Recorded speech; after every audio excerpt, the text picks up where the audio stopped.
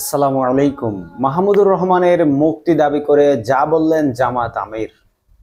দৈনিক আমার দেশ পত্রিকার ভারপ্রাপ্ত সম্পাদক মাহমুদুর রহমানের নিঃশর্ত মুক্তি দাবি করেছেন জামায়াতে ইসলামীর আমির ডক্টর শফিকুর রহমান। রোববার 29 সেপ্টেম্বর এক ফেসবুক পোস্টে তিনি এ দাবি করেন। ডক্টর শফিকুর রহমান ফেসবুক পোস্টে লিখেছেন, পতিত স্বৈরাচারের প্রতিহিংসামূলক নিকৃষ্ট মামলায় কলম সৈনিক ও সাহসী কণ্ঠ ডক্টর মাহমুদুর রহমানের উপর জুলুম করে ন্যায়ভ্রষ্ট বিচারের মাধ্যমে সাজা দেওয়া হয়। আশ্চর্য, আদালতকে সম্মান করে আজ তিনি হাজিরা দিয়ে দেওয়ার পর বিচারক তাকে জামিন না দিয়ে জেলে পাঠিয়ে দিলেন। কোনোভাবেই তা মেনে নিতে পারছি না। নিকৃষ্ট এই মামলায় তাকে নিঃশর্ত খালাস দিয়ে অতি দ্রুত মুক্তি দেওয়া হোক।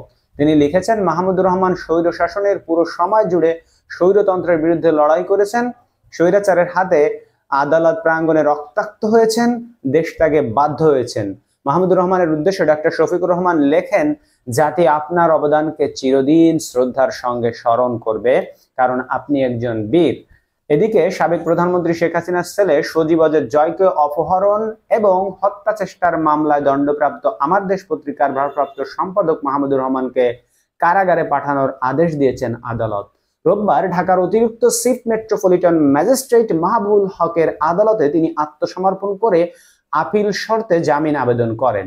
পরে শুনানি শেষে বিচারক তার জামিন আবেদন নামঞ্জুর করে কারাগারে পাঠানোর আদেশ দেন। একই সঙ্গে তাকে কারাগারে ডিভিশন দেওয়ার আদেশ দিয়েছেন আদালত।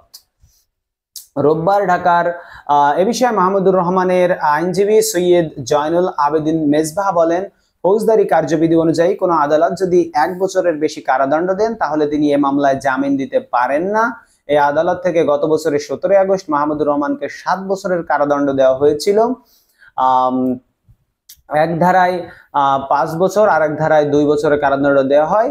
ফৌজদারি কার্যবিধি অনুযায়ী এই আদালতে এই মামলায় জামিন দিতে পারেন না। আমরা অতি দ্রুত মহানগর দায়রা আদালতে মাহমুদুর রহমানের জামিন আবেদন করব, আশা করি তিনি জামিন পাবেন। বন্ধুরা, এখানে তাহলে মূল যে কাহিনী সেটি হলো, যদি কোনো কোর্ট 5 থেকে 7 বছরের শাস্তি দেয় তাহলে সেখান থেকে জামিন দিতে পারে না। সুতরাং তাকে জেলে পাঠানো হয়েছে এন্ড দেন তারপর তাকে হয়তো জামিন দেওয়া হবে। ধন্যবাদ সবাইকে ভিডিওটি দেখার জন্য। আশা করি আমাদের চ্যানেলটিকে সাবস্ক্রাইব করে রাখবেন পরবর্তী খবর পাওয়ার জন্য। আমরা সবসময় আপনাকে ঘটে যাওয়া বাংলাদেশের সকল খবর জানিয়ে থাকছি।